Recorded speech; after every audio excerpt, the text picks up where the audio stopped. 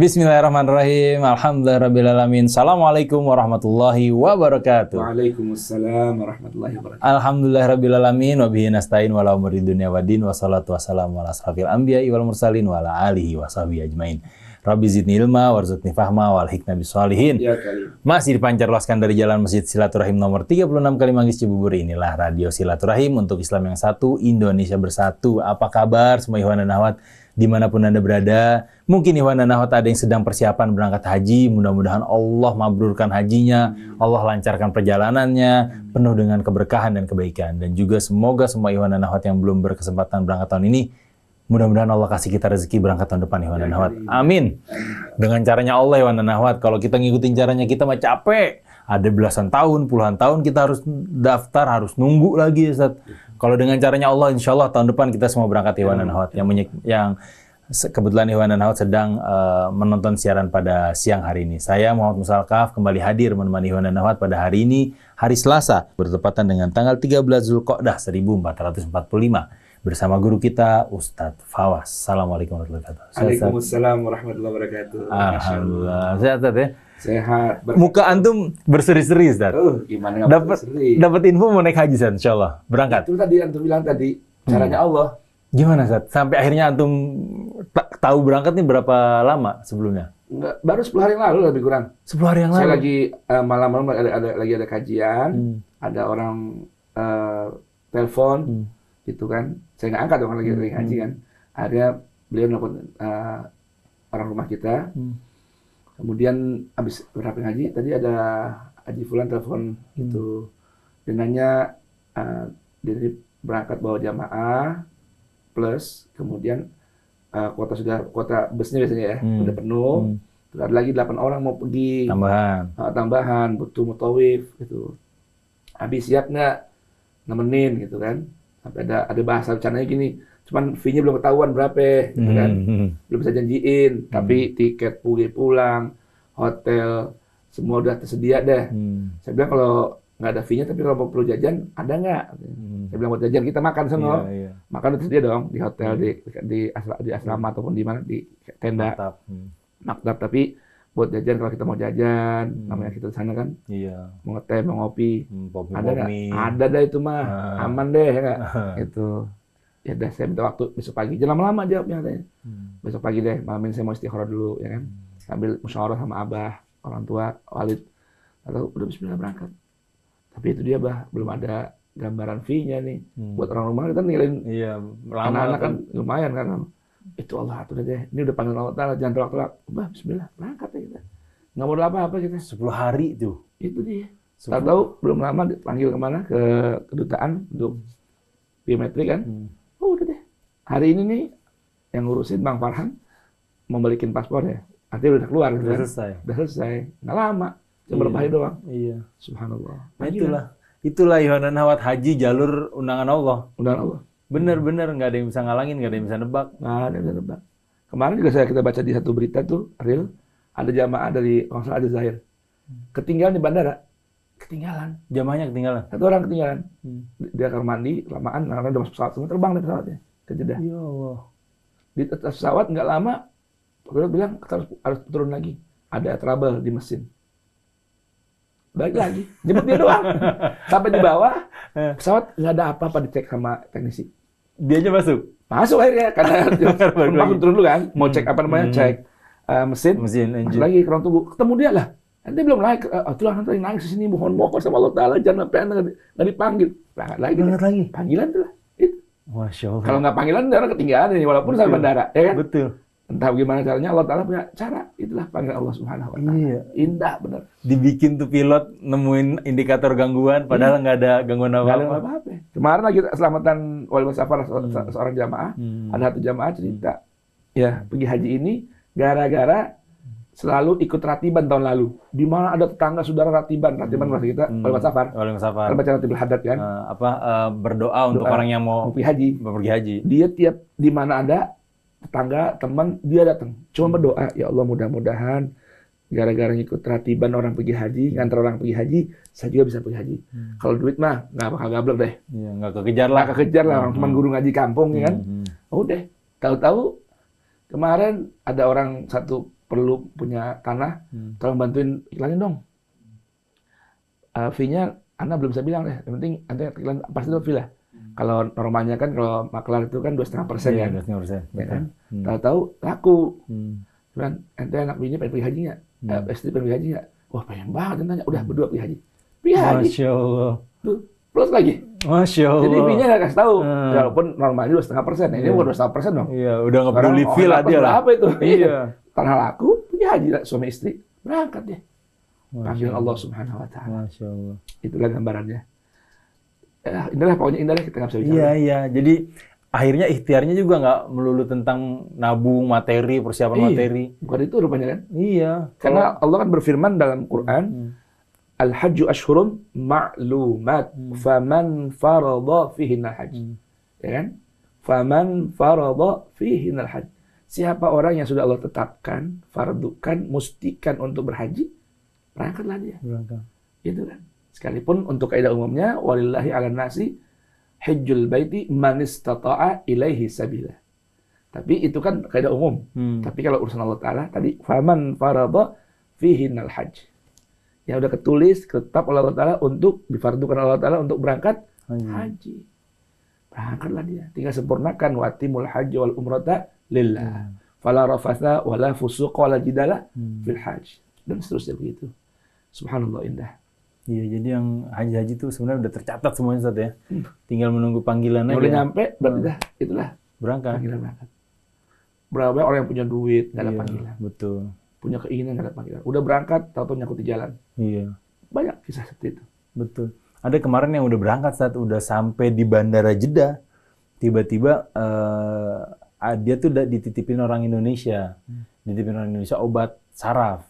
Ternyata di Saudi itu obat saraf itu termasuk golongan narkotik. Masya Allah. Akhirnya kan ditangkap, yang bawa ditangkap karena dia mau taif, semua rombongannya dipulangin lagi. La ilaha illallah. Mau haji tuh ada 13 rombongan, ada 13 jamaah. Mungkin karena belum dipanggil. Belum panggilan. Akhirnya banyak caranya lah. Ya Allah, mudah-mudahan doain Zat, mudah-mudahan semua ikhwan dan akhwat yang mendengarkan siang hari ini, yang menonton melalui YouTube, Allah undang. Amin amin ya karim ya Rabb. Tahun depan. Dan dengan cara Allah. Dengan cara Allah. Amin. Amin amin ya Rabb. Habis Musa aja. Bos travel nih. Mudah-mudahan belum berangkat haji. Ya Allah, belum. Dan uniknya nih, kita cerita true story nih. Travel yang ngajak kita ini, ownernya, subhanallah, ngurus visa dia belakangan, saya duluan. Udah gitu subhanallah, saya dapat panggilan dengan premium lounge atau VIP gitu. Iya. Yang punyanya enggak. yang urusnya harusnya kan. Iya, harusnya duluan. Gedar Allah semua gitu. Semoga Allah Ta'ala mudahkan sampai tujuan. Amin. Dan mudah-mudahan menurut Allah Ta'ala dapat kabul. Amin. Kita, siapapun jamaah haji semua, mudah-mudahan Allah kasih kabul. Amin. Doa dulu dong, Ustaz. Untuk antum supaya lancar dan untuk semua jamaah yang mendengarkan pada siaran hari ini. Kita baca Fatihah insyaallah hari ini. Kita baca Fatihah bermohon pada Allah Subhanahu wa taala bulan Dzulqa'dah ini, bulan sambutan dari bulan haji yang Allah katakan asyhurun ma'lumat.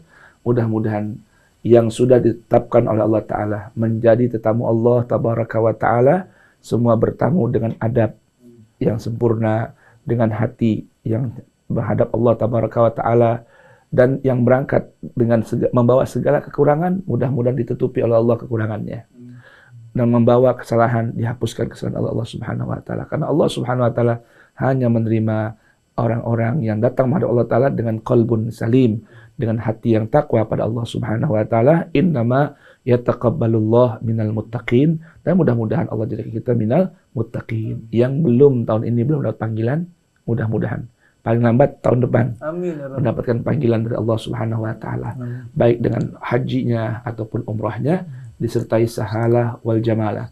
Dan mudah-mudahan kita doakan juga seluruh pendengar, pemirsa Radio Silaturahim, Hasil TV, di mana saja berada yang menyimak, mendengarkan, menonton, menyaksikan kajian siang kita hari ini, semua diperkenankan segera menjadi tetamu Allah Subhanahu wa Ta'ala dengan panggilan dari Allah dan caranya Allah Subhanahu wa Ta'ala memanggilnya. Dan mudah-mudahan, tidak lupa kita doakan Radio Silaturahim mudah-mudahan bertambah keberkahannya, bertambah jaya, bertambah sukses, bertambah maju, baik foundernya, baik ownernya, semua dimudahkan oleh Allah Subhanahu wa Ta'ala segala urusannya. Dan juga tak lupa para narasumber di Radio Silaturahim, dan Allah Subhanahu wa taala anugerahkan rahmat dan bimbingan serta ridwan dari Allah Subhanahu wa taala atas perjuangan dan usahanya. Dan tak lupa kita doakan juga salah satu pejuang yang syahid, pembela negeri Palestina yang berkebetulan menjadi presiden Iran, ya, Sayyid Ibrahim Raisi, yang jatuh kecelakaan di helikopter dan beserta para rombongannya. Mudah-mudahan arwahnya diterima oleh Allah Subhanahu wa taala. Perjuangannya untuk membela Palestina tidak disia-siakan oleh Allah Subhanahu wa taala, diterima oleh Allah Subhanahu wa taala. Dan mudah-mudahan Allah tabaraka wa taala khalafahu bi khalafin salih. Dan tak lupa kita doakan guru-guru kita semua yang masih hidup. Mudah-mudahan Allah anugerahkan sehat afiat.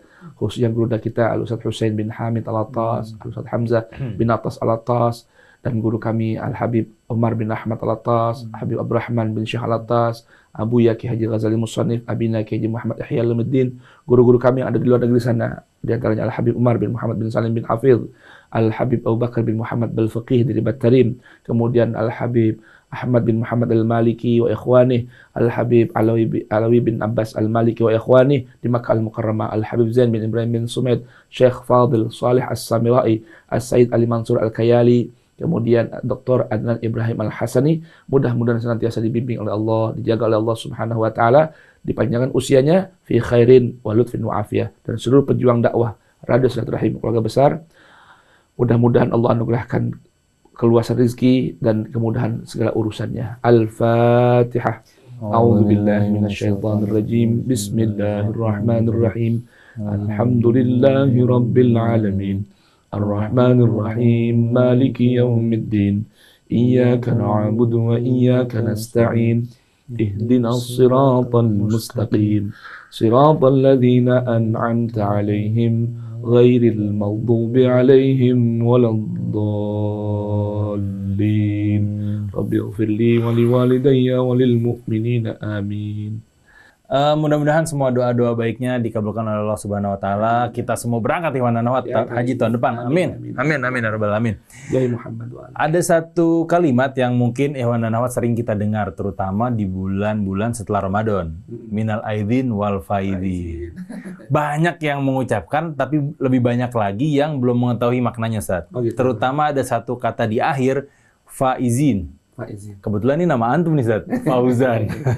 Fauzan. Faizin.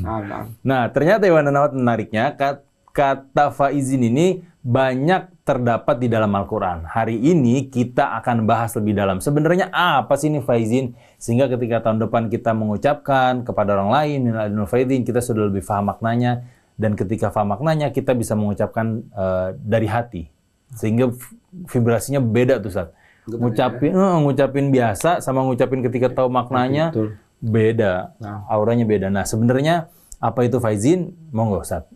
Baik, bismillahirrahmanirrahim. Alhamdulillah wassalatu wassalam ala afdali khalqillah. Sayyidina Muhammad ibn Abdullah wa alihi wa sahbihi wa man wala. Sayyidina Muhammad sayyidul faizin. Sayyidina Muhammad imamil muttaqin wa ala alihi tayyibin at-tahirin wa ashabihi al-ghurril mayamin wa tabi'ihim bi ihsanin ila yaumiddin. Subhanaka la ilma lana illa ma 'allamtana innaka antal alimul hakim wa la haula wa la quwwata illa billahil aliyyil azim. Rabbi shrah li sadri wa yassir li amri wahlul 'uqdatan min lisani yafqahu qawli. Rabbana atina min ladunka rahmatan wa hayyi lana min amrina rasyada.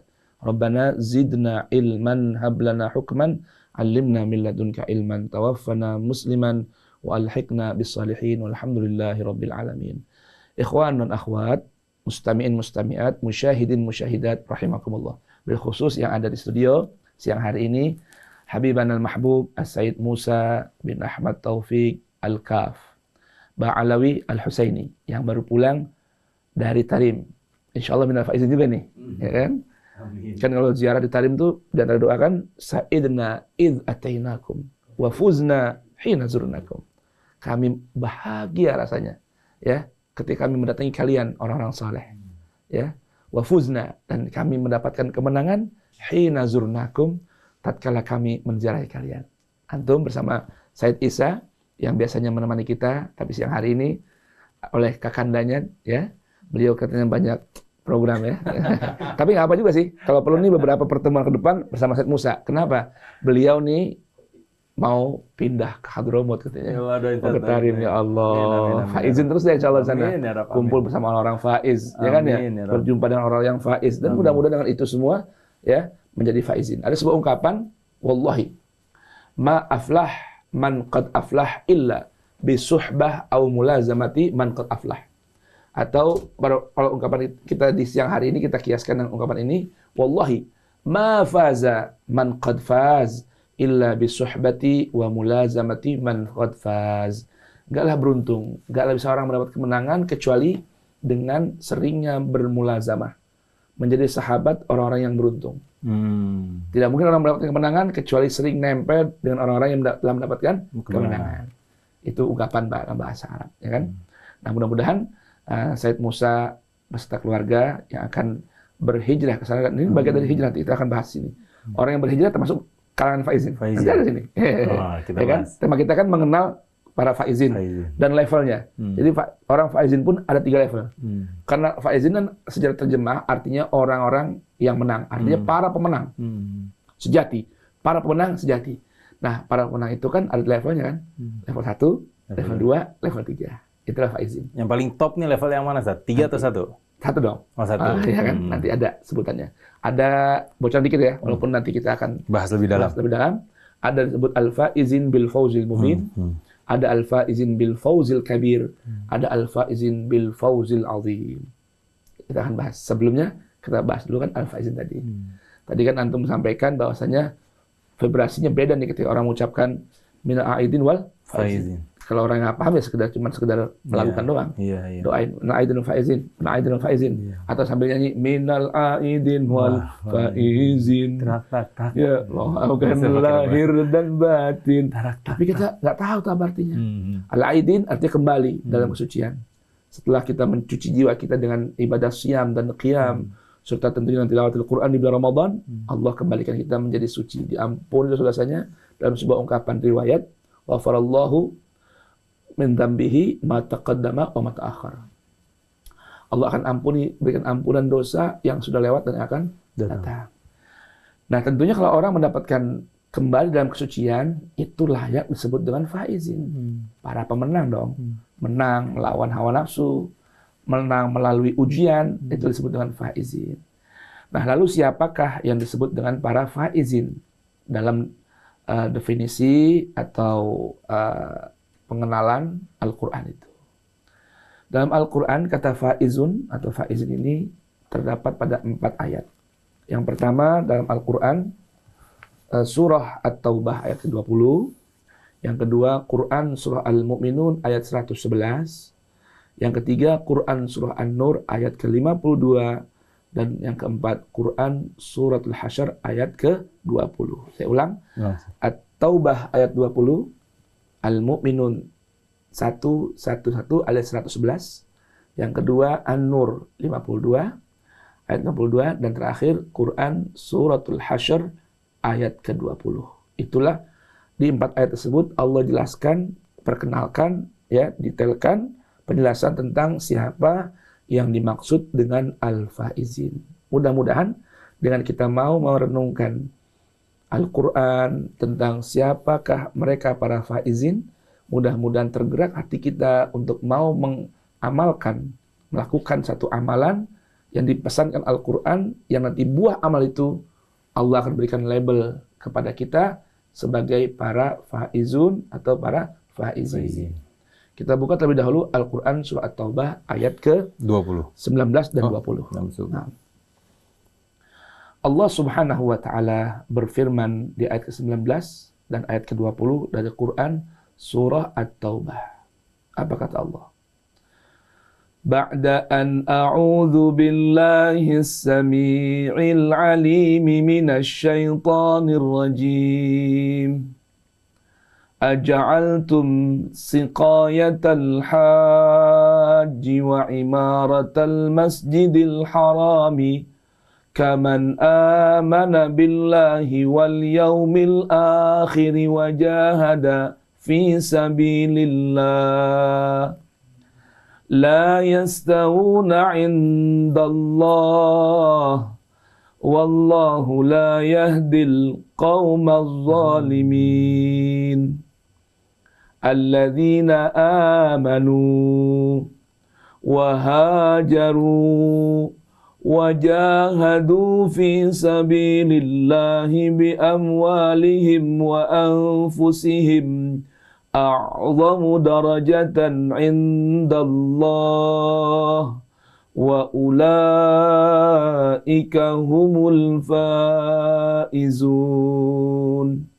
Shadaqallahul aliyyil azim wa ballagha rasulun nabiyul habibul karim wa nahnu ala dzalika minasy syahidina wasyakirin walhamdulillahi rabbil alamin. Ma'asyiral muslimin, ikhwani, akhwati, ahbabi, musyahidin, musyahidat, mustami'in dan mustami'at, hafizakumullah wa ra'akum. Di ayat ke-19 dari Quran Surat Taubah ini, Allah Subhanahu wa Ta'ala memulai untuk memperkenalkan tentang siapakah yang dimaksud dengan al-faizin. Tadi Said Musa mengatakan kalau orang memahami makna apa yang diucapkan, tentunya vibrasinya akan tak sama. Betul, dan memang itu adalah panduan Al-Quran. Dalam Al-Quran surah An-Nisa ya Said Musa ada sebuah ayat yang berbunyi, ya ayyuhalladzina amanu la taqrabus salata wa antum sukara hatta ta'lamu ma taqulun. Wahai hamba-hambaku yang beriman, jangan kalian dekat-dekat dengan salat di saat kondisi kalian dalam keadaan mabuk. Sehingga kalian memahami, mengerti apa yang kalian ucapkan.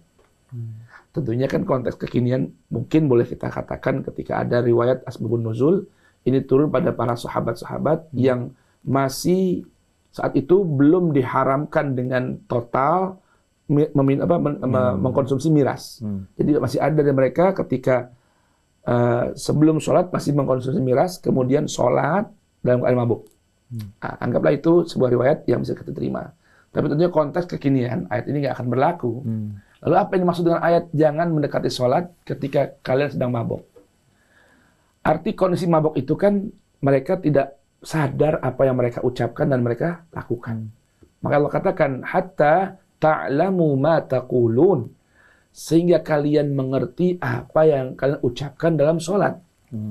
Maka artinya pesan ayat ini, seseorang yang ketika sholat tidak mengerti apa yang diucapkan, tidak sadar apa yang dia baca ketika dalam sholat, itu tidak ada bedanya dengan orang yang sholat dalam kondisi mabuk.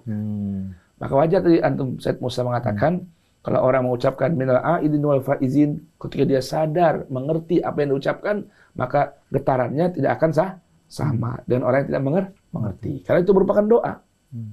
Artinya minal a'idin wal faizin asalnya ja'alani Allahu ta'ala wa iyyakum, mudah-mudahan Allah jadikan diri saya ada semua minal a'idin, dari kelompok orang-orang yang kembali kepada Allah dalam keadaan bersih, wal faizin, dan mendapatkan kemenangan di hari raya. Kan begitu. Nah, konteks Al-Quran tentang al-faizin tadi yang Allah jelaskan dalam Quran surah At-Taubah, Al-Mu'minun, An-Nur, dan surah Al-Hasyr ini lebih agung dari sekedar ucapan di hari raya. Karena hal ini berlaku sepanjang hidup kita.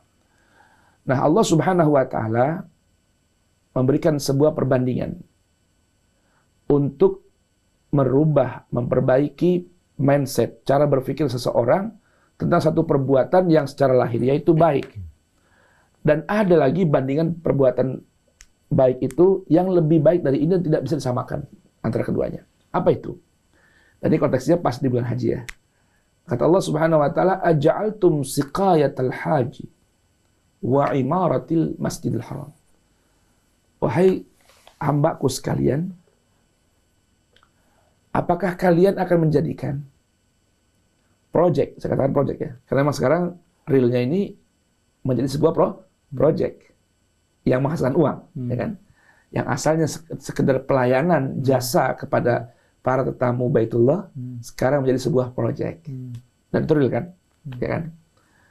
Siapapun yang menjadi sekarang penguasa bagi dua tanah suci itu menjadikan Baitullah dan Qabr Rasul sebagai sebuah project yang menghasilkan uang material. apakah kalian akan menjadikan antara siqayatul hajj, pelayanan memberi minum para jamaah haji dari air Zam-Zam. Yang ini kan tidak boleh dimiliki oleh siapapun kan, hanya berhak menjadi pengelola. Betul. Karena ini airnya Allah Subhanahu Wa Taala yang Allah keluarkan melalui mukjizat Nabi Ismail yang semua orang bisa menikmatinya. Artinya lihatlah, para tetamu Allah Subhanahu Wa Taala datang ke Baitullah dari seluruh penjuru negeri. Allah jamin urusan air tidak akan khawatir. Tidak akan kekurangan, tercover semua, tercukupi, bahkan berlimpah ruah. Sampai ada sebuah penelitian, kok bisa ya air Zam-Zam ini nggak habis. Rupanya kata mereka nih, itu sumber Zam-Zam itu bukan hanya dari bawah, tapi serapan dari laut. Selama laut nggak kering, maka Zam-Zam tidak akan kering. Apa itu kan penelitian orang ya. Betul. Mungkin ingin melogikakan bagaimana mukjizat Tuhan bisa berlaku sepanjang masa. Lihat. Lalu ini dari zaman dulu nih, semenjak ayat ini turun. Nah, tentunya kalau kita flashback ke belakang, di saat ayat ini turun kan berarti ada suku-suku yang memang bertugas melayani para tetamu Allah. Yang notabene adalah suku Quraisy. Betul. Dan itu mereka bergilir mengurusnya. Kan suku Quraisy juga puaknya banyak. Ada Bani Umayyah, ada Bani Hashim, ada Bani Muttalib, dan seterusnya yang lain-lain sebagainya. Nah, lalu ada sebagian dari mereka di saat ayat ini turun sudah merasa cukup dengan menjadi pelayan para jamaah haji ketimbang beriman kepada seorang yang bernama Sayyidina Muhammad. Makanya mereka membandingkan antara menjadi pelayan untuk memberikan minum bagi para jamaah haji, juga imaratal Masjidil Haram, menghidupkan, memakmurkan, dan memfasilitasi para jamaah haji untuk bisa beribadah di Masjidil Haram. Nah, sekarang gitu kan, dibikin megah, mewah, sekitarnya ada hotel-hotel, restoran tersedia 24 jam, semua. Nah, kata Allah Ta'ala, kalian rupanya mau coba menjadikan dua proyek ini, apa tadi yang pertama? Siqayatul Hajj, dan yang kedua, menghidupkan, memakmurkan, memfasilitasi Masjidil Haram. Kalian mau samakan kaman amana billahi wal yaumil akhir. Seperti urusan orang yang beriman kepada Allah dan hari akhir, wajahada fi sabilillah, dan berjihad, berjuang di jalan Allah. Jadi bagaimana bisa kalian mau samakan antara proyek, sekalipun tampilannya kan pelayanan kan, hal yang baik dong, ya kan? Yaitu memberikan minum para tetamu-tamu Allah, datang berziarah untuk tawaf, air minumnya dijamin oleh mereka. Kemudian menyiapkan fasilitas Masjidil Haram, dibuat nyaman, senyaman-nyamannya untuk para pengunjung Masjidil Haram. Tapi kalian mau samakan dengan apa? Dengan satu hal yang lebih agung dari ini, yaitu apa? Urusan beriman kepada Allah, hari akhir, dan berjihad di jalan Allah.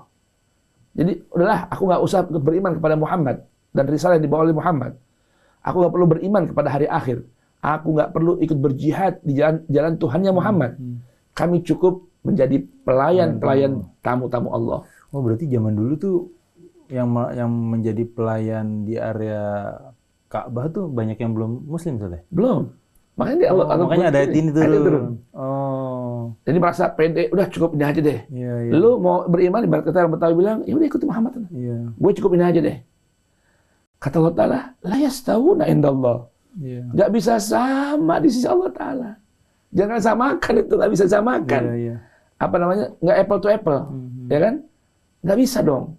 Urusan ini kalian samakan dengan urusan iman. Ya nggak bisa. Iman ini loyalitas. Kalau ini project. Betul.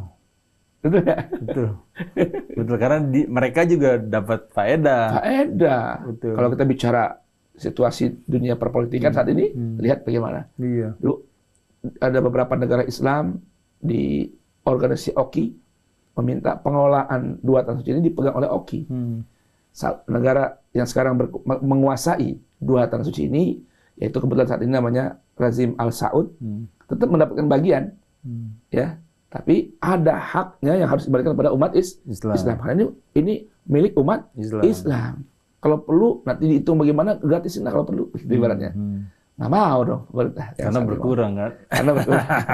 Ya kan? Jangan lebih jauh. Itu gambar lebih. Dan ini bukan hanya rezim saat ini, bukan. Dari sejak ayat itu turun. Iya. Ustaz, berarti dulu tuh belum ada larangan selain non-muslim masuk Makkah Madinah itu? Belum.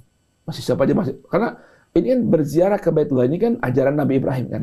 Manasik Nabi Ibrahim yang sampai Nabi Ibrahim pernah berdoa, wa idh di Al-Baqarah 127 189, wa idh yarfa'u Ibrahimul qawa'ida minal baiti wa Ismail rabbana taqabbal minna innaka antas samiul alim.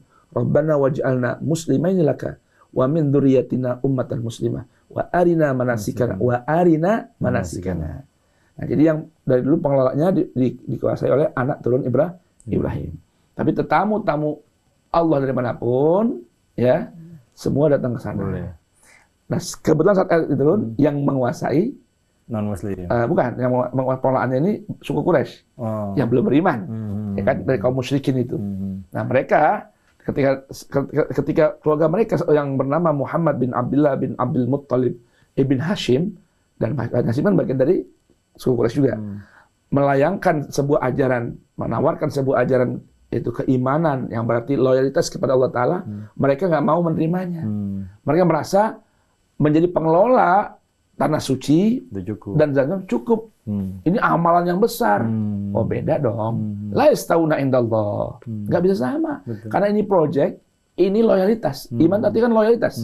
Arti iman al-idhan. Loyalitas yang total kepada Allah. Nah, kalau ini project. Betul.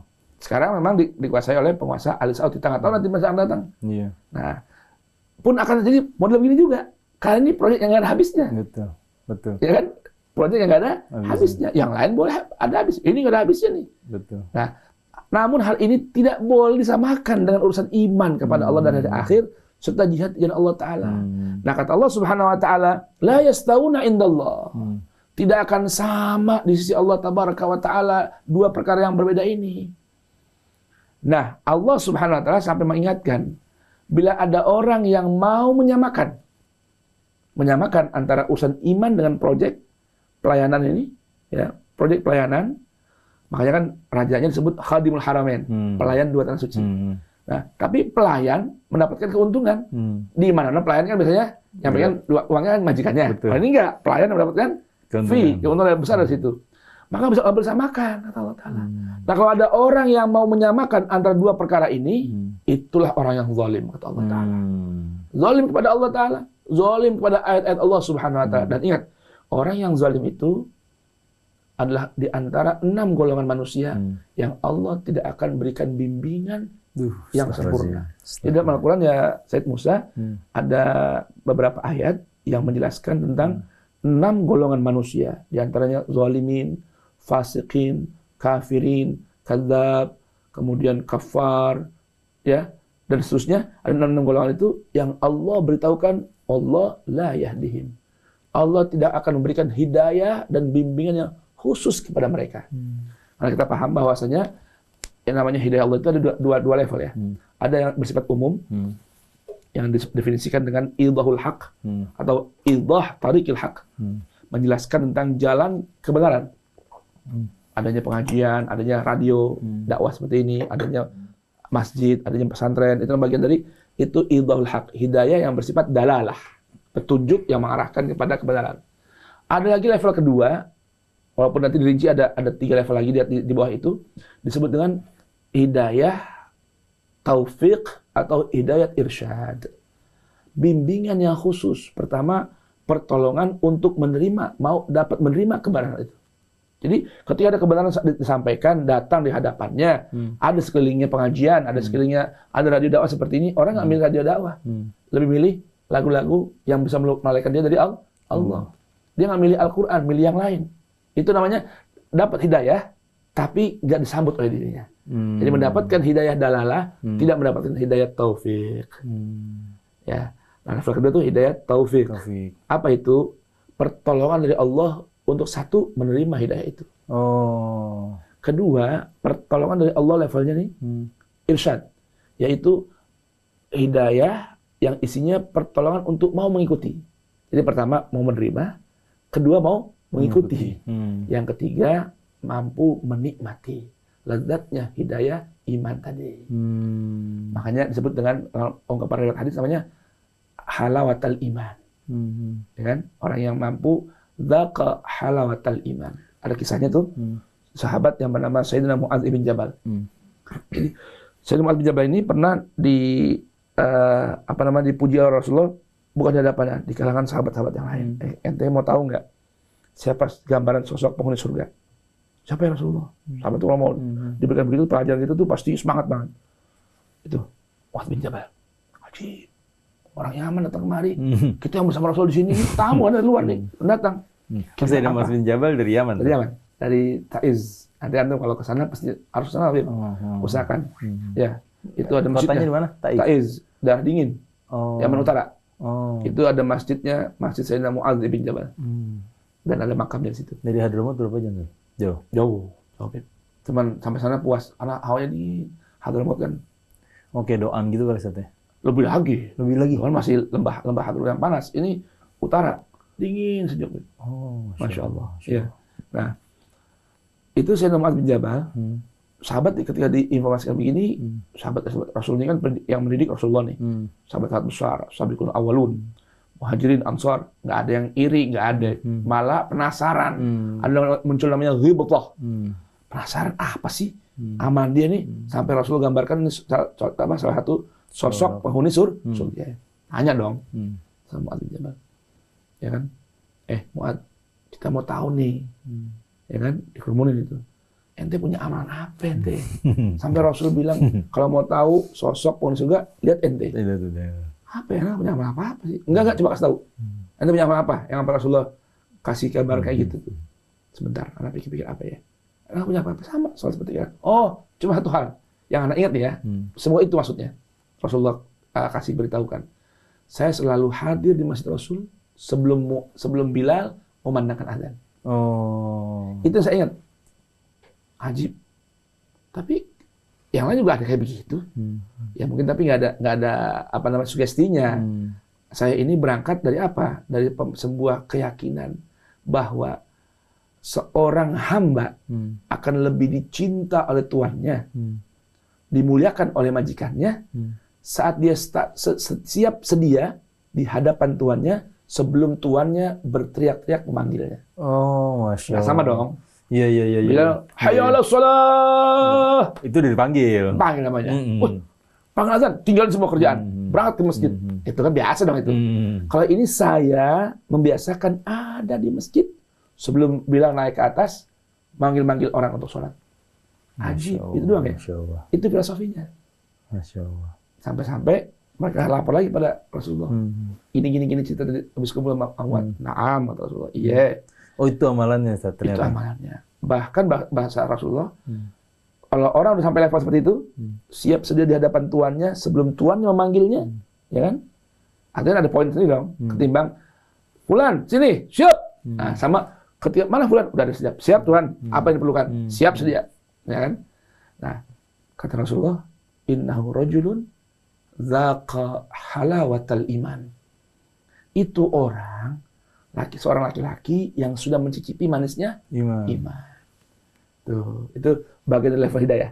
Jadi ada hidayah adalah umum, ada hidayah taufik, irsyad, dan hidayah ihsan. Itu yang topnya tuh. Topnya itu dah. Jadi merasakan halawatul hidayah, halawatul iman. Itu levelnya. Nah, oleh karenanya tidak bisa sama. Betul.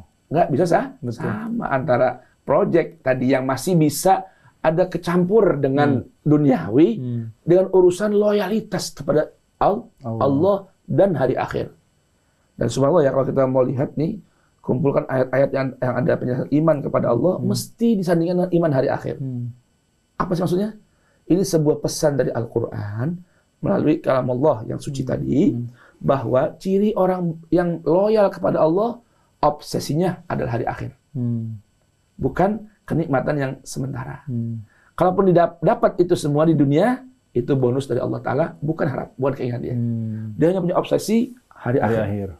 balasannya hari akhir. Itu nanti gambaran itu ada level, nanti dari levelnya para faizin. Ya, orang-orang yang begitu sudah faizin, cuma nanti ada level-levelnya lagi. Nah, maka orang yang punya pola pikir atau punya sebuah pemahaman bahwa hal yang bersifat projek duniawi ini, sekalipun itu amal baik, sama dengan urusan iman, maka orang tersebut orang yang zalim. Allah la yahdil qaumaz zalimin. Artinya Allah nggak akan berikan bimbingan yang level 2 tadi, yang apa namanya bawahannya ada 3 lagi tuh, ya. Tidak akan membimbing orang ke arah situ.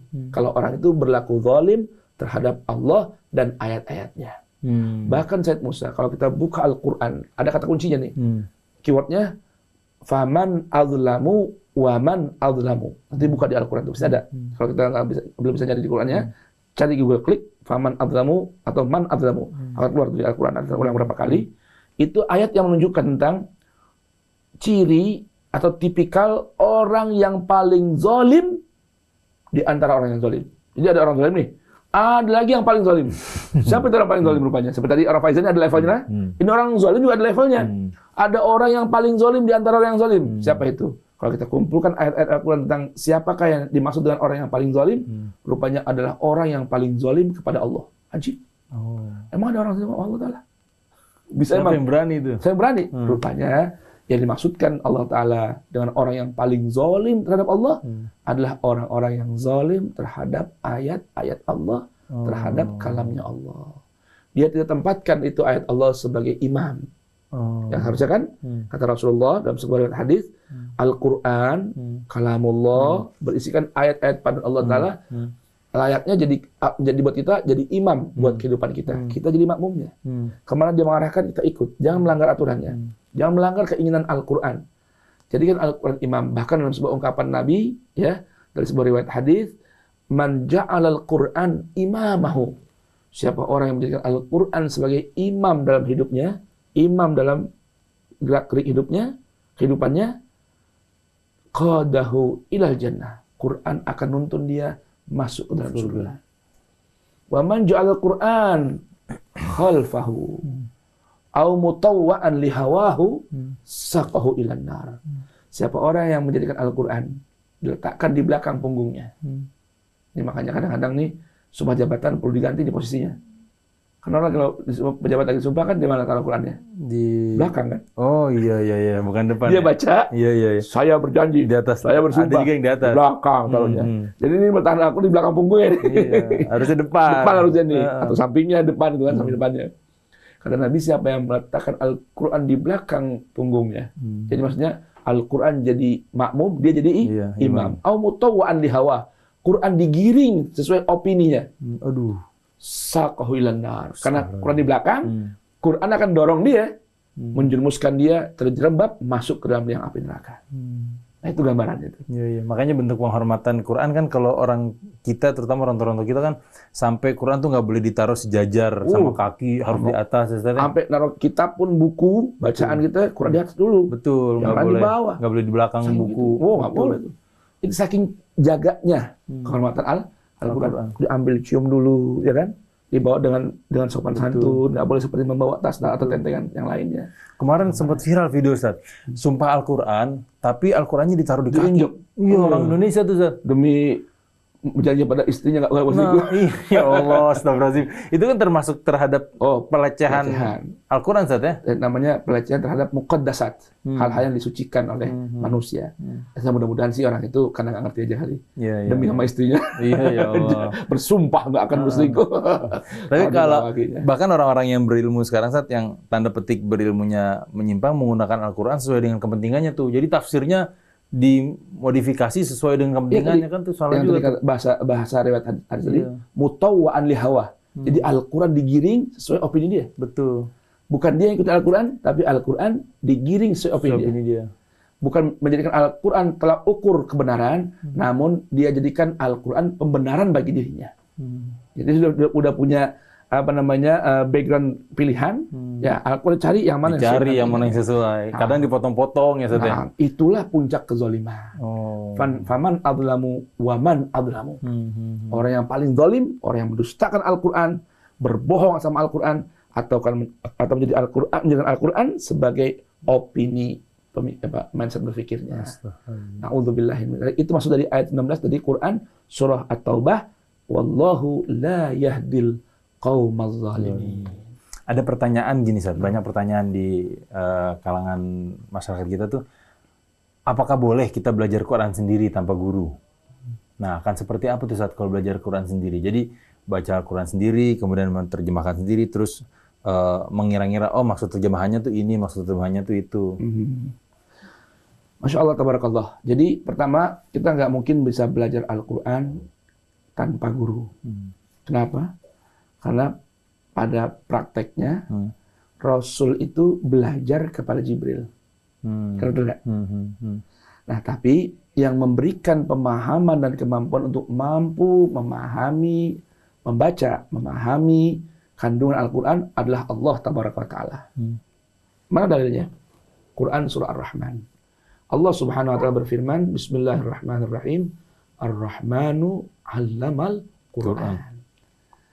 Allah Subhanahu wa Ta'ala yang Maha Rahman, dialah zat yang kali pertama mengajarkan Al-Quran. Namun tentunya kan dimensi kita sebagai makhluk berbeda dengan dimensi ketuhanan. Oleh karenanya, mesti belajar di hadapan guru, cara membacanya. Karena Allah perintahkan dalam Al-Quran, membaca Al-Quran dengan tartil. Dan tak mungkin juga kita belajar dengan tartil secara otodidak. Walaupun sekarang, alhamdulillah sudah ada bantuan ya, lewat media-media, video, tutorial, dan sebagainya. Itu bagian dari berguru juga. Cuma artinya, guru yang bertanggung jawab ketika ada kesalahan dari kita, dalam cara membacanya ataupun memahami maksudnya. Nah, Allah Subhanahu wa Ta'ala mengutus Jibril, Ar-Ruhul Amin, untuk Nabi bertalaki kepada Jibril. Cara membacanya, bahkan sampai Allah Tabaraka wa Ta'ala berfirman, La tuharrik bihi lisanaka lita'jala bi. Wahai Rasulku, jangan kau tergesa-gesa. Jangan kau gerakkan dulu lisanmu untuk menguasai Al-Quran semua. Aku takut lupa kan? Lalu Jibril baca diikutin. Jangan, kata Allah Ta'ala, فَإِذَا قَرَأْنَا, kalau Jibril telah selesai membacanya, fattabi Qur'ana, ikuti bacaannya. Jadi jangan bareng, jangan. Tapi Bismillahirrahmanirrahim, ikuti Bismillahirrahmanirrahim. Ini namanya konsep talaki. Kalau yang Allah larang tadi, la tuharrik bilisanak, Jibril baru baca Bismillah, dia ikut Bismillah. Belum rapi. Fa idza qara'na fattabi Qur'ana. Kalau kami sudah bacakan padamu, baru ikuti bacaannya. Fa idza qara'nahu fattabi Qur'ana. Enggak usah khawatir. Al-Qur'an hilang dari dadamu. Inna alaina jam'ahu wa Qur'ana. Karena kami Allah dan beserta para malaikat yang ikut turun tangan mengumpulkan Al-Qur'an baik dalam hatimu dan kami akan jaga di luar dadamu. Dengan apa? Dengan Allah jaga mushafnya. Summa inna alaina bayana. Nah, sini nih yang perlu kita pahami. Summa inna alaina bayana. Kemudian kami yang bertanggung jawab memberikan penjelasan tentang Al-Quran. Seiring dengan Quran tadi surah Ar-Rahman. Bismillahirrahmanirrahim. Ar-Rahmanu 'allamal Quran. Khalaqal insan. Allah yang menciptakan manusia, 'allamahul bayan. Dan Allah juga yang akan mengajarkan kepada manusia al-bayan. Apa itu al-bayan? Potensi kemampuan untuk memahami Al-Quran. Jadi sekarang pertanyaan, boleh nggak kita belajar sendiri setelah Anda belajar membaca kepada seorang guru, lalu ambil Al-Quran, dibantu dengan terjemahan yang ada, sekalipun terjemah Al-Quran yang ada ini tidaklah mungkin mampu memenuhi memenuhi keinginan kita dalam menguasai Al-Quran. Terjemahan hanya sedikit saja. Bahkan terjemahan itu ada beberapa yang perlu direvisi juga. Satu contoh pernah saya sampaikan di sini, ayat tentang adab berkunjung ke rumah orang. Ya kan? Beda antara isti'dzan dengan isti'nas kan. Tapi terjemahan Al-Quran isti'nas juga minta izin. Sebenarnya bukan minta izin, buat janji, reservasi, konfirmasi sebelum berkunjung. Betul. Itu isti'nas. Isti'dzan ketika sudah ada di lingkungan rumah tersebut. Nah, itu contohnya. Sekalipun memang terjemahan Al-Quran tidak mampu mencukupi kebutuhan kita untuk memahami Al-Quran, namun ingat, karena Allah yang mengatakan khalaqal insan 'allamahul bayan. Inna alaina jam'ahu wa Qur'ana fa idza qara'na fattabi' qur'ana tsumma inna 'alaina bayana. Maka ingatlah ketika kita membaca Al-Qur'an, tanamkan kesadaran dalam hati kita bahwa kita sedang duduk di hadapan Allah mendengarkan panduan-panduannya. Maka kosongkan hati kita dari bermacam khalfiyat atau background pemahaman yang kita pahami. Lalu kita mohon pada Allah Ta'ala, ya Rabb, sebagaimana kau berikan pertolongan untuk membaca dan berusaha mentadabburkan, menghayati ayat-ayat sucimu dan panduan kitabmu, maka tolong berikan atau pemahaman yang lurus sesuai dengan pemahaman yang engkau inginkan padaku. Nanti Allah akan bukakan itu. Nah, tapi kalau masih belum paham juga, Al-Quran berikan benang merah. Apa kata Allah Subhanahu Wa Taala? Fas'alu ahla dzikri in kuntum la ta'lamuna bil bayinat. Maka tanya kepada ahli Quran. Al-Dzikr ini maksudnya Quran. Tanya pada para ahli Quran, ya, saat kalian belum mampu memahami al-bayinat. Al-Quran ayat-ayatnya bayinat, jelas, terang. Bahkan ayat-ayat Al-Quran selain bayinat juga mubayinat, menjelaskan maksud ayat yang kita belum pahami. Tapi saat kita belum memahami juga, fas'alu ahla dzikri. Tanya dong sama orang yang ahli, yang pakar tentang Al-Quran, tentang apa maksud ayat bayinat itu, supaya tidak terjadi tasyabuh, tidak terjadi mutasyabih. Artinya ada kesamaran dalam memahami ayat-ayat yang jelas. Karena jelas bagi Allah, boleh jadi belum jelas buat kita. Ya, oleh itu tanya pada ahli dzikri. Ahli Quran juga tanyanya. Kenapa? Karena mereka selalu bersama Al-Quran. Dan Al-Quran dalam surah Al-Isra Allah beritahukan, inna hadzal Quran yahdi lillati hiya aqwam. Al-Quran ini mampu membimbing dan mengarahkan seseorang kepada jalan-jalan yang lurus. Itu jawaban dari pertanyaan tadi. Mudah-mudahan dapat dipahami. Amin. Sebelum kita kembali ke lanjutannya. Dan sebelum kita kembali ke lanjutannya, Iwan dan Nahwat, kita akan break dulu sejenak, Iwan dan Nahwat. Setelah ini kita akan kembali untuk melanjutkan penjelasan tentang faizin. Seperti apa penjelasannya? Jangan kemana-mana, Iwan dan Nahwat. Kita akan kembali setelah yang satu ini.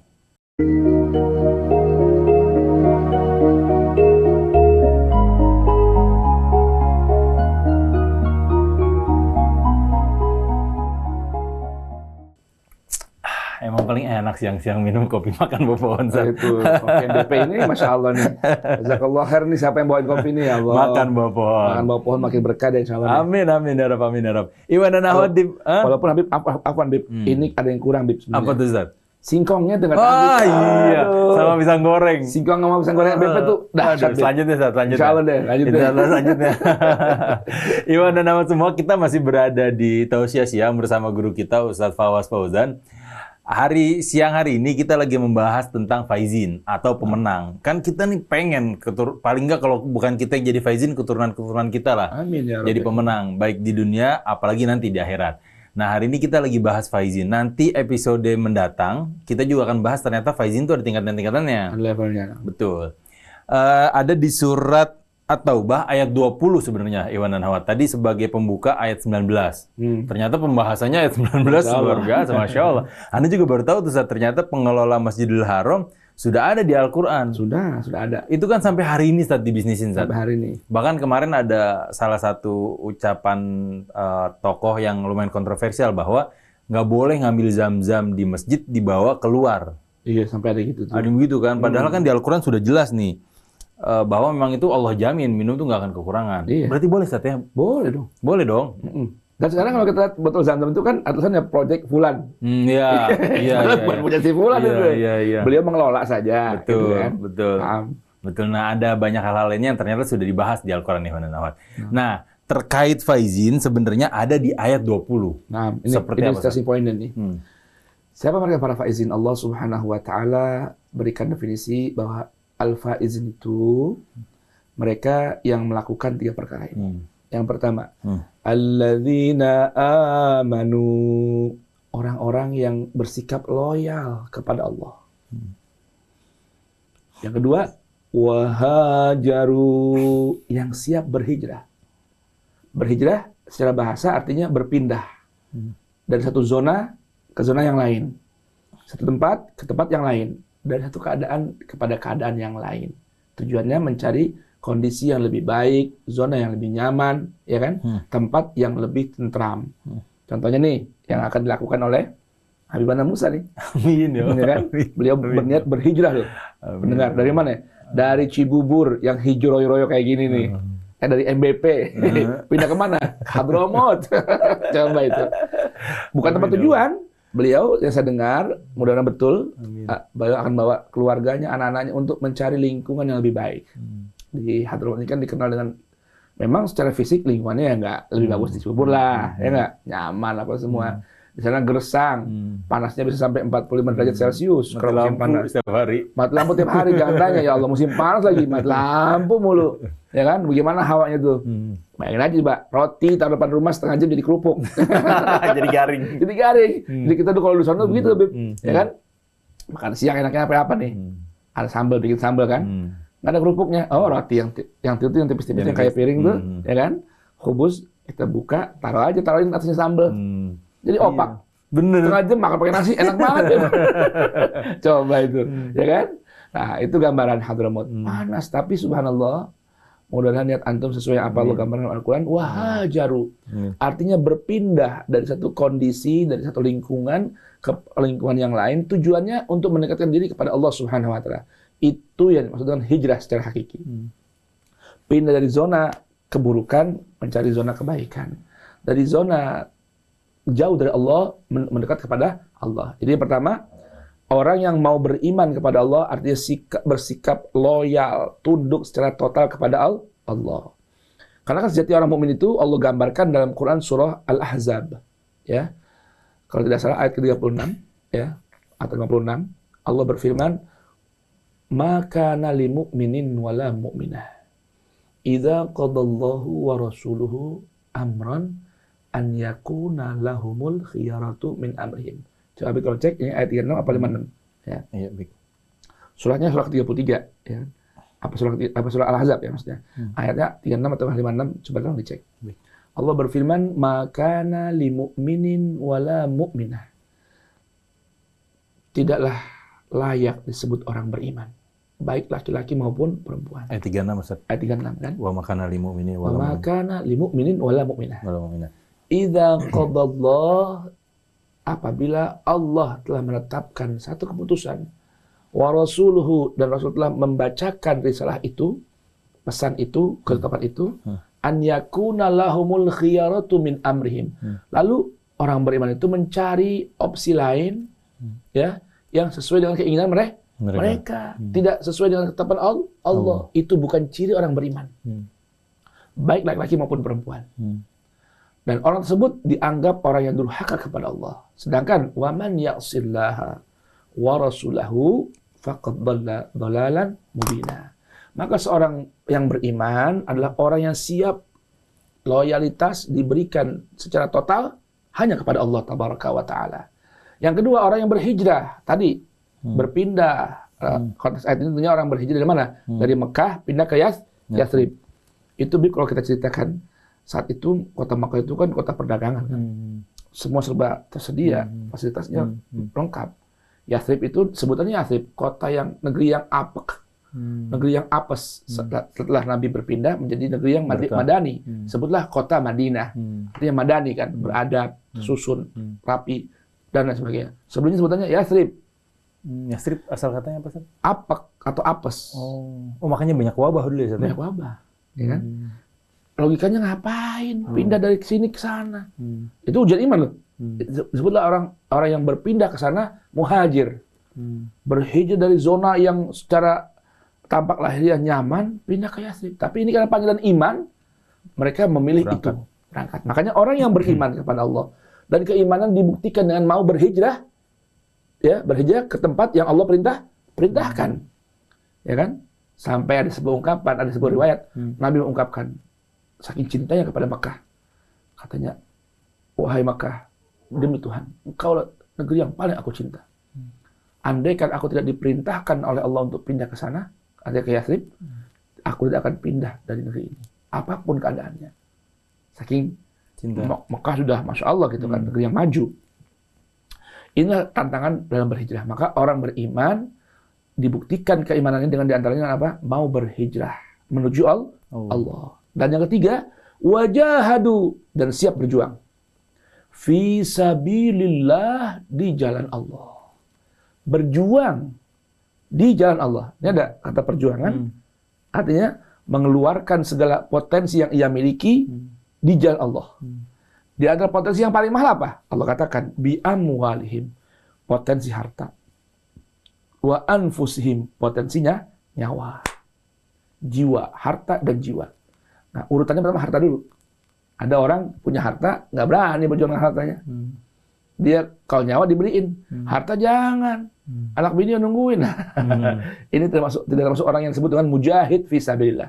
Tapi orang yang berjihad di Allah, harta yang ia miliki, tahta, pangkat, kedudukan, kehormatan, dia gunakan untuk berjuang di jalan Allah. Termasuk nih, kita di sini kan di Radasa ada namanya apa? Gerakan Pejuang Dakwah.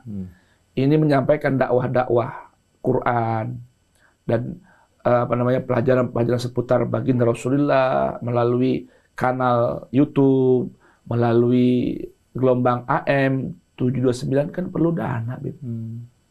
Maka para pendengar pemirsa, ayo ikut berjuang bersama pejuang dakwah Radio Silaturahim untuk Islam yang satu, Indonesia bersatu. Jihad apa? Ya kalau punya harta dulu dong. Semampunya. Kalau ada, ayo. Kalau harta nggak ada, nyawa, tenaga, pikiran, sumbangkan pikirannya. Tapi urutannya, wajahadu fi sabilillah bi amwalihim wa anfusihim. Allah beritahukan bahwa 3 orang ini yang beriman kepada Allah, bersikap loyal kepada Allah Ta'ala, berhijrah menuju Allah, berjihad di jalan Allah, a'zamu darajatan, lebih agung derajatnya, lebih agung kedudukannya, lebih mulia pangkatnya ketimbang tadi orang yang mengerjakan proyek siqayatul hajj wa imaratul masjidil haram. Tadi kan lihat 16 Allah bilang nggak mungkin sama. Di sini Allah beritahukan bahwa yang mengerjakan iman kepada Allah dan hari akhir, kemudian berhijrah menuju Allah, berjihad di jalan Allah dengan harta dan nyawa, itu lebih tinggi, lebih agung, lebih besar kedudukannya, derajatnya di sisi Allah Subhanahu wa Ta'ala. Dan ingat nih, ini yang jadi stressing point kajian kita siang hari ini. Wa ulaika, dan mereka orang yang beriman kepada Allah, berhijrah menuju Allah, berjihad di jalan Allah dengan harta dan nyawa, humul faizun. Mereka itulah yang mendapatkan label sebagai al-faizun atau al-faizin. Jadi siapa al-faizin? Orang yang beriman kepada Allah, berhijrah menuju Allah, berjihad di jalan Allah dengan harta dan nyawanya. Mereka disebut dengan al-faizin. Orang-orang yang mendapatkan kemenangan sejati. Ini versi Al-Quran surah At-Taubah ayat ke-20. Nanti ada lagi tuh definisi al-faizin dalam Quran surah Al-Mu'minun, kemudian Quran surah An-Nur, kemudian Quran surah Al-Hasyr. Nah, ini kita berangkat satu dari At-Taubah ayat 20 tentang siapakah mereka al-faizin. Al-faizin adalah orang yang melakukan atau menjadikan 3 perkara ini sebagai kehidupan kesehariannya. Apa itu? Iman kepada Allah. Yang kedua, berhijrah menuju Allah. Dan ketiga, berjihad di jalan Allah. Itu sesuai tingkatannya, Ustaz ya? Pertama, kita beriman dulu atau loyal dulu. Kedua, setelah kita bisa itu, baru berhijrah. Setelah itu baru berjihad gitu, Ustaz ya? Bisa begitu, Anda dipahami. Atau dipahami dengan apa? Orang yang faizin itu, kuncinya adalah orang yang beriman, loyal kepada Allah. Nah, dengan imannya diaplikasikan melalui hijrah menuju Allah dan berjihad di jalan Allah. Gitu. Nah, al-faizin ini, para pemenang ini, nanti pemenangnya pun ada levelnya. Ada level 1, 2, dan 3. Nah, itu kita bahas di episode selanjutnya. Berikutnya, insyaallah. Dan hijrah ini kan luas, Tat, ya. Ada teman-teman kita yang mungkin hijrah dari pekerjaannya yang banyak unsur-unsur mungkin ribawi, meninggalkan kenyamanan posisi, mungkin di pekerjaannya banyak entertain yang nggak sesuai hati, harus mengentertain klien, akhirnya dia berusaha hijrah, keluar, resign, kemudian biro swasta atau yang lain, itu kan termasuk hijrah. Bagian dari hijrah semua. Artinya hijrah kan berpindah dari satu kondisi ke kondisi yang lain.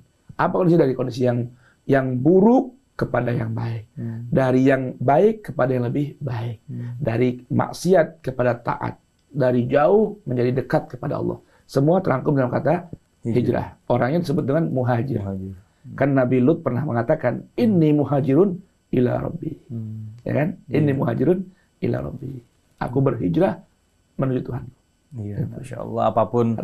Apapun gerakan hijrahnya selama atas dasar atau karena Allah, menuju Allah, insya Allah dicatat sebagai hijrah. Baik, Ikhwan dan Akhwat, masih kembali bersama saya Muhammad Musalkah dan guru kita Ustadz Fauzan membahas tentang faizin atau pemenang. Di segmen 1 dan segmen 2 kita sudah membahas tentang Quran surat At-Taubah ayat 19 dan 20 yang ternyata menjelaskan tentang faizin. Nah, di segmen 3 ini sudah ada pertanyaan masuk. Assalamualaikum warahmatullahi wabarakatuh. Waalaikumsalam. Ustadz, dari hamba Allah. Ustadz, apakah ada ayat lain yang menjelaskan tentang faizin selain Quran surat At-Taubah ayat 19 dan 20? Nah. Mungkin agak singkat ya, Ustaz. Karena Barakallahu fikum. Nah, sebagaimana saya sampaikan pada permulaan renungan tausiah siang Selasa ini, bahwasanya ada 4 ayat yang menjelaskan definisi para faizin. Yang kedua, dalam Quran surah Al-Mu'minun, Allah Subhanahu wa taala di ayat 111 berfirman, "Inni jazaituhum al-yauma bima sabaru annahum humul faizun." Nah, siapa mereka para faizin itu dalam konteks ayat ini? Mereka adalah, kata Allah Ta'ala, orang-orang yang sabar dalam keimanan. Dicaci, dicemooh, dinyinyirin, diperkusi, ya kan, diperundungin. Namun mereka sabar di hadapan Allah Ta'ala. Nah, di hari ini, kata Allah Ta'ala, ya, mereka aku berikan balasan dengan sebab kesabaran mereka di dunia dalam menjalani keimanan. Itu yang kedua. Yang ketiga, terdapat dalam Quran surah An-Nur ayat 51-52. Ya, bahwa ringkasannya orang-orang al-faizin ini Allah sebutkan pada ayat 52, tapi antum boleh baca dari ayat 51-nya, ya, tentang ciri kaum muflihin dan faizin ini. Ringkasannya mereka adalah man yuti'illaha wa rasulah. Yang pertama, orang yang senantiasa taat kepada Allah dan Rasulnya. Wa yakhshahu, dan senantiasa memiliki sifat khasyah kepada Allah. Khasyah ini gabungan antara al-khauf dan roja yang keseimbangan. 50 khaufnya, 50 rojanya. 50% takut, 50% pengharapan kepada Allah Ta'ala. Kalau takutnya kelebihan, nanti nggak akan punya semangat ibadah. Kan takut. Ibadah pun takut riya. Sudahkah takut riya? Ini kalau rasa takutnya mendominasi. Atau orang yang mendominasi rojanya. Pede banget sama Allah Ta'ala. Nggak apa-apa bikin dosa. Allah Maha Pengampun, Maha Penyayang. Nah, ini kalau bahaya nih. Sedangkan orang yang memiliki khasyah, itu orang yang punya keseimbangan antara khauf dan roja. Jadi al-faizun ini An-Nur itu ya. An-Nur ayat 50 berapa tadi? 52. Orang yang taat pada Allah dan Rasulnya dan memiliki rasa khasyah kepada Allah, lalu diaplikasikan dengan wayat taqhi, senantiasa bertakwa kepada Allah. 3 orang ini Allah sebutkan ulaika faulaika humul faizun. Yang terakhir dalam Al-Qur'an surah Al-Hasyr ayat ke-20. Siapa mereka itu? Orang-orang faizun itu orang-orang yang kata Allah Subhanahu wa taala bertempat di surga. Itulah sejatinya orang faizun. Oh, ganjarannya langsung surga, Ustaz ya? Surga. Walaupun nanti ada levelnya ya. Ada 3 level. Ada 3 itu. Itu episode selanjutnya. Tapi siapa mereka ini? Di ayat sebelumnya dari Quran surah Al-Hasyr ayat 19 itu orang-orang yang senantiasa tidak lengah, tidak lalai dari mengingat Allah. Kenapa? Karena kata Allah Ta'ala, kalau orang lupa kepada Allah, akan kena sebuah penyakit berbahaya. Kejiwaan. Apa itu? Lupa terhadap dirinya. Sebab lupa kepada Allah, dia akan lupa terhadap dirinya. Alias penyakit lupa diri. Nah, orang yang kena penyakit lupa diri itu orang yang fasik. Dan orang yang fasik bukan orang yang beruntung. Orang yang beruntung yang senantiasa ingat kepada Allah, maka Allah senantiasa akan ingat kepada dia. Fadhkuruni adzkurkum. Kalau Allah ingat sama kita, kalau kita ingat sama Allah itu biasa. Yang luar biasa, buah dari itu Allah akan selalu ingat kepada kita. Artinya Allah akan lindungi kita, jaga kita dari lengah, lalai dan bermaksiat kepada Allah.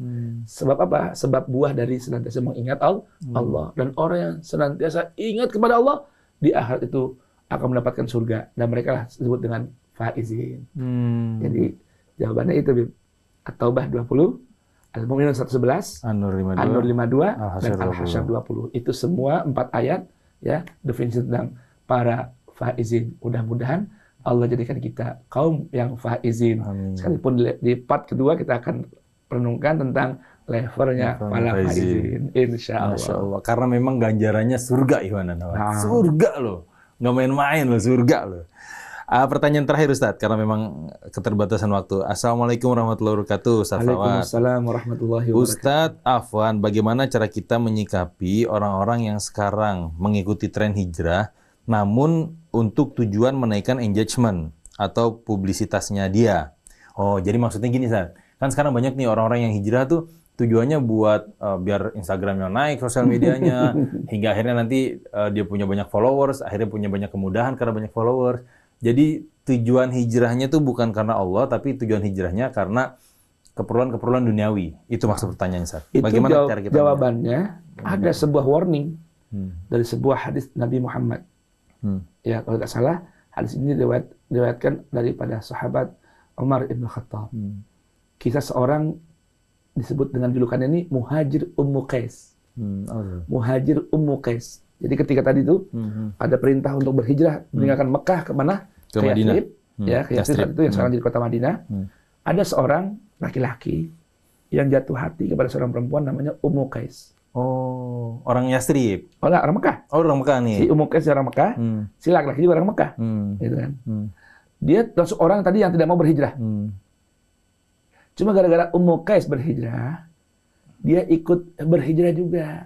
Supaya menarik hati. Supaya dekat sama Ummu Qais. Biar follow. Dari siapa? Dari Ummu Qais. Makanya di ungkapan riwayat itu, terlepas nanti status riwayatnya ya, kita gambarkan saja nih contoh-contoh yang realnya. Diungkapkan dalam sebuah ungkapan itu, Nabi bersabda katanya, "Faman kanat hijratuhu lidunya awi mra'atin yang kihuha fa hijratuhu ila ma hajara ilaih." Siapa orang yang berhijrah tujuannya untuk menaikkan apa namanya? Publisitas. Kan berarti dunia namanya. Ya kan? Kan tipis kan nih tadi. Ya kan? Tadi kan gambarkan Siqayatul Hajj kan bagus. Siqayatul Hajj melayani para tamu Allah, imarat Masjidil Haram. Tapi dia bukan berangkat karena iman kepada Allah, lebih milih bisnisnya, proyeknya. Ya kan? Atau hijrahnya ila imra'atin, menuju perempuan yang akan dia nikahi nanti ujungnya. Kata Nabi, fa hijratuhu ila ma hajara ilaih.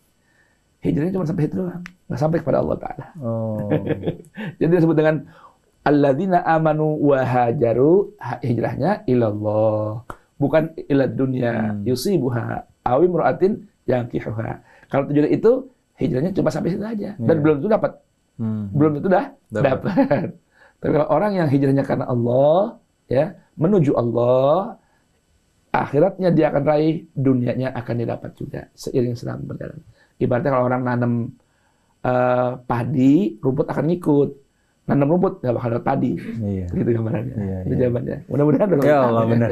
Jadi memang segala sesuatu bergantung sama niat. Niatnya. Betul. Itu kayak guru kita saat seperti kita melihat guru kita tuh, kalau ngejar dunia nggak bakal dapat karena dunia akan lari. Tapi kalau kita ngejar akhirat, malah dunia ngejar-ngejar kita. Betul. Kan dunia itu laksana fata morgana. Betul. Ya kan? Apa di maksudnya, Uber lari lagi. Iya. Wih, kelihatan depan ada air kan? Air. Sampai sana, lah nggak ada, jauh lagi, double lagi gitu. Makanya ada ungkapan orang Hadramut, antum kan belum pernah Hadramut nih. Ada ungkapan orang Hadramut bilang, an-niyah matiyah. An-niyah matiyah. Artinya? Niat itu laksana keledai. Bukan, apa namanya? Joki kuda, pengendara kuda yang binal. Jadi kalau sekalipun kuda itu binal, kalau jokinya pinter, dia akan jadi kuda yang jinak. Makanya itu niat kayak itu. Walaupun kudanya jinak, karena niatnya nggak bagus, jokinya nggak bagus, ya nggak bisa nyampe juga. Gitu kan? Akan jatuh dari kudanya. An-niyah matiyah. Bagus itu. Orang Hadramut bahasa sono, an-niyah matiyah. An-niyah matiyah. An-niyah matiyah. Baik, Iwan dan Ahwat. Satu kalimat penutup dari Ustadz Fawaz, an-niyah matiyah, mengakhiri perjumpaan kita pada hari ini. Mudah-mudahan Iwan dan Ahwat sehat semua, mudah-mudahan Ustadz sehat semua. Amin. Mudah-mudahan perjalanan hajinya lancar, Ustadz. Amin. Mohon doakan kami, Ustadz, semua pendengar Radio Silaturahim, mudah-mudahan paling lama tahun depan Allah undang. Amin. Semua insyaallah. Amin ya Rabb. Amin. Yang ucapan amin. Amin ya Rabb.